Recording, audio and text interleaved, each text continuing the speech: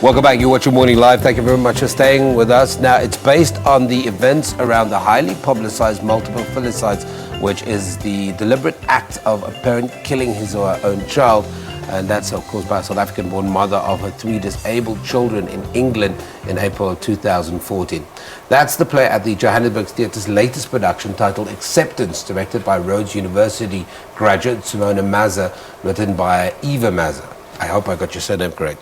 Acceptance stars legendary actor. He's a legend. He should have his own statue, Jerry Mofokeng, who joins us alongside Simona Mazza to tell us more about this production, which is running at the Fringe at the Joburg Theatre from Wednesday the 5th to Sunday the 16th October 2016. That's this year. Guys, thank you very much for joining me.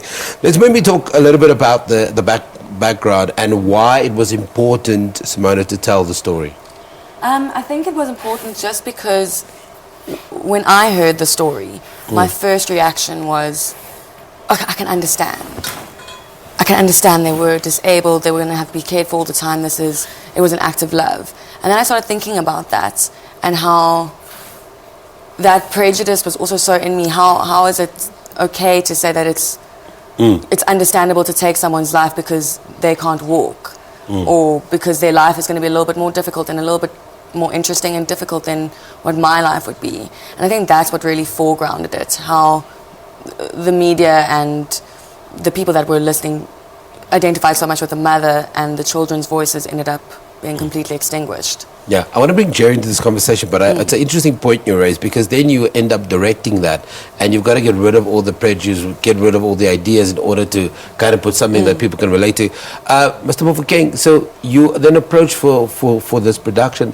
Where do you have to go emotionally? Because as a parent, I mean, that's probably where the professionalism plays it, because you're a seasoned actor, you're an expert. But where do you go emotionally to play the judge in this? Sure, very far. Very deep, I can tell you, because in a sense, the judge is the public. Yeah. It's the audience. These kids come in and take off the masks and take off the official backdrop that helps me to say what I want to say, to hide away and to close my ears to what's happening. And so, yes, yesterday I was doing one scene and I pictured my grandchild. Yeah. And I struggled. And I said, but I need to do that in order to really get deep. Please understand, you know, in 1970, somebody threw a broken bottle into this eye, and this eye has not seen since 1970. Wow. And children, being as cruel as they are, they describe one on the basis of the eye. You remember, Jerry, Hawaman Skilo, one eye Mambazo, blah, blah, blah. I've had to live through that. And make peace with it too. Absolutely. And somebody said, what's wrong with your eye? Can I pray for you? I said, no, don't pray. I want it exactly like this. You're changing my trademark. I don't mean to laugh, but that's very funny. but so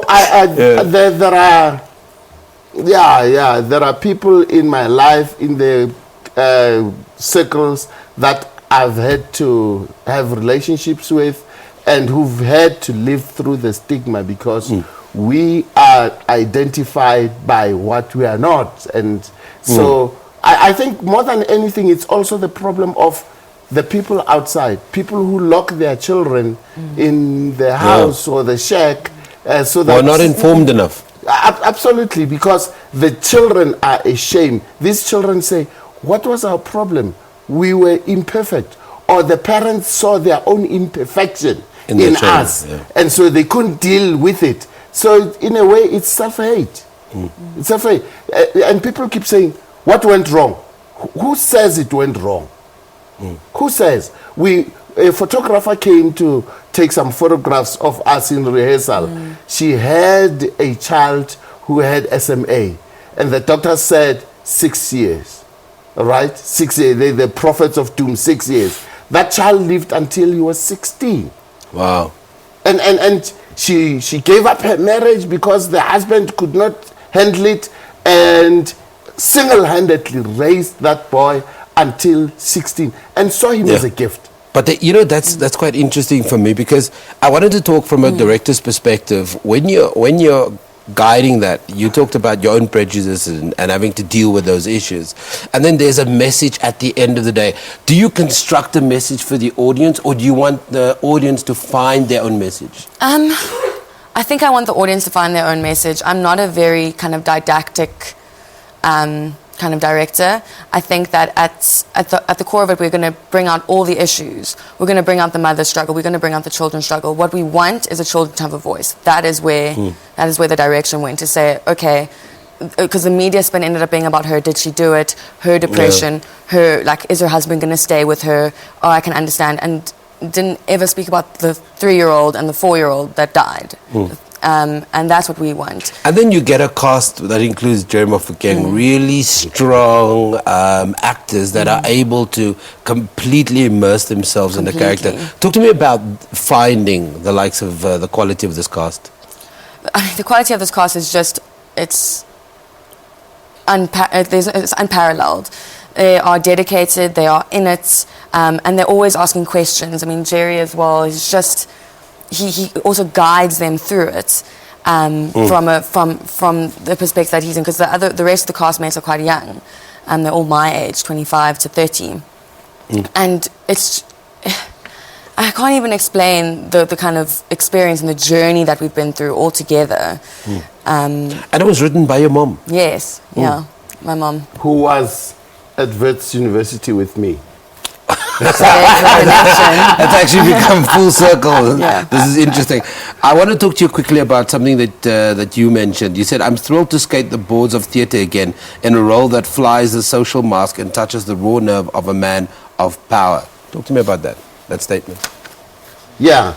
On the flaws of theatre, we prejudiced those of us who come from the training of live theatre. There's no cut, there's no edit, there's no Photoshop. You are there live, and you must deliver it in the moment, every night. Everything you say, everything you hear, it's as though it's the first time. And so there's something special about acting in theatre, which gives you the foundation for all the performing arts. And to go back there and take the dust and the cobwebs off, and then be as pure as you possibly can, and allow Simona to shift you that way, and you take off your prejudices. You don't say, hey, I used to, when I was, no. This is a fresh, new experience. So to go back into theatre and do that, we were laughing the other day. I struggled at some point with my dialogue. But why was that? I'm so used to these words that slightly sit on you and fall off. I do 5 scenes to I don't know how many scenes in a day in a soapy. But here, the same amount of words, 1 scene, 2 scenes, that's it. So it's the refreshing of the craft, absolute craft. And that's what Simona is working on. Look, she has tried to create an ensemble out of us, because all 4 of us were on stage all the time, and so it's I want to be under the spell of the gods of theatre again. Fantastic. We're going to leave it there. We've run out of time, but I'm going to encourage everybody to go and see this. That is Rhodes University graduate director Simona Mazza and legendary actor Jerry Mofokeng speaking to us about a new production at the Joburg Theatre titled Acceptance, which runs from Wednesday the 5th to Sunday the 16th. I'm going to encourage everybody to go and watch this. Family, friends, take your enemies. It's going to bring you together. That's very important. We take an ad break. Don't go anywhere.